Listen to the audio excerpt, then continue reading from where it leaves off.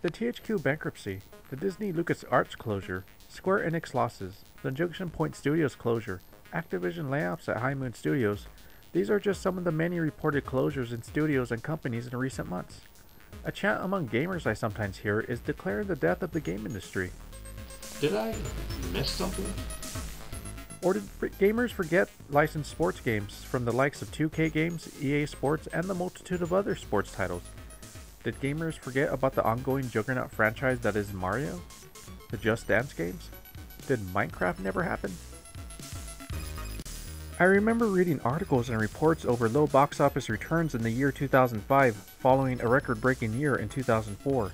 Yet there seemed to be somewhat of a scare in the film industry because movie ticket sales were down compared to the year before. But I don't recall anyone declaring the death of the film industry. It was just one bad year compared to the record-breaking year that it followed.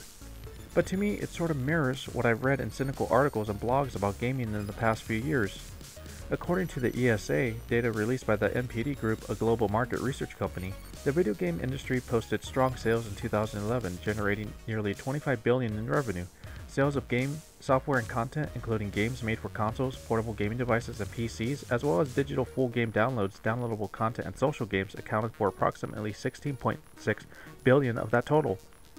Am I still missing something here? Or is some of the cynicism just a product of aging gamers looking at the future as a complete detriment to the past gaming experiences they used to love? With the astonishing amount of downloadable classic games, re-releases of classic games, and retro-inspired modern games, I fail to see how the game industry is completely abandoning older gamers, or what any of that has to do with the death of the gaming industry. and I haven't even mentioned the Wii, that not only astonished me and many gamers with its staggeringly high demand and sales in 2006, but provided a record number of titles that sold into the double digits. And while those sales may not have reflected the hardcore gamer market, to write off the Wii because a majority of its games are shovelware or arguably gimmicky doesn't hold much weight when making the case for the death of gaming.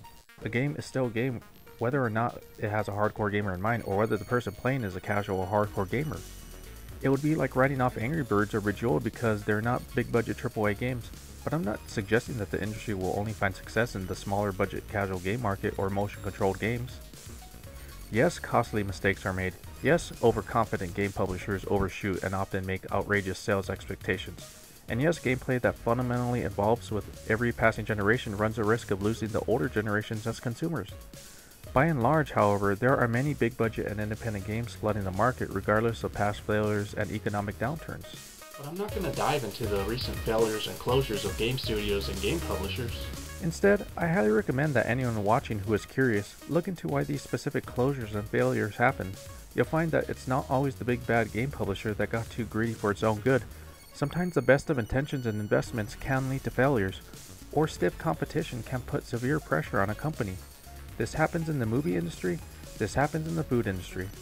Maybe the more sensible way of looking at it is that in the global capitalist economy, not every game developer and company will be successful. The game industry is no different in that it is a very competitive industry. Can it crash? Possibly. Will it die? Well, not as long as we keep gaming. Thanks for watching.